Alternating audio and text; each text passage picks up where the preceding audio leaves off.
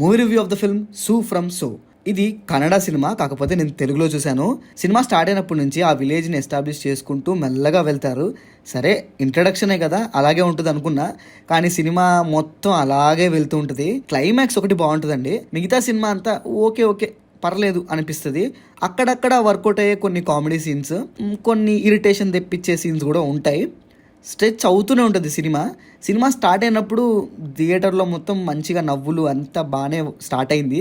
కానీ వెళ్తున్న కొద్దీ అందరూ డల్ అయిపోయారు, నేనైతే అలా నీరసంగా అయిపోయాను. కానీ సెకండ్ హాఫ్లో మెయిన్ సినిమా పాయింట్ ఇంట్రడ్యూస్ అవ్వడంతో పాటు కథ మెయిన్గా అక్కడే స్టార్ట్ అవుతుంది.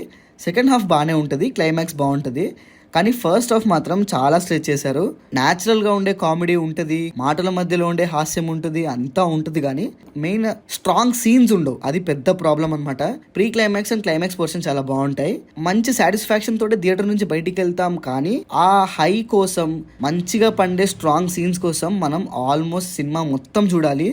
అది కూడా చాలా స్ట్రెచ్గా అనిపిస్తుంది. ఎమోషన్స్ ఏవైతే ఉంటాయో మరీ రుద్దేయకుండా చాలా నీట్గా న్యాచురల్గా తీసుకున్నారు, అది కూడా బాగుంటుంది.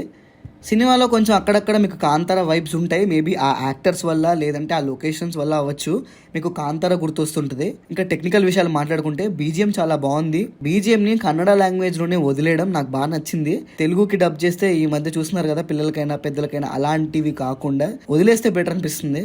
అది వినలేము, ఆ సీన్ కూడా మనకి ఇంకా చిరాకు అనిపిస్తుంది. సో ఒరిజినల్ వదిలేయడం వల్ల ఇంపాక్ట్ అలానే ఉంది. సినిమా ఫస్ట్ హాఫ్ ఇలా ఉంది కదా, ఇంటర్వెల్ పోర్షన్కి వచ్చేటప్పటికి స్ట్రాంగ్ అయిపోతుంది అనుకున్నా, కానీ అక్కడ కూడా డిసప్పాయింట్ అయ్యాను. సో ఓవరాల్గా చెప్పాలంటే సినిమా బాగానే ఉంది. మరీ సూపర్ డూపర్ బంపర్ నవ్వి నవ్వి చచ్చిపోతారని అలాగైతే కాదు, కానీ బాగానే ఉంది, ఓకే. క్లైమాక్స్ కోసం అండ్ ప్రీ క్లైమాక్స్ కోసం చూడొచ్చు. అదండి మ్యాటర్.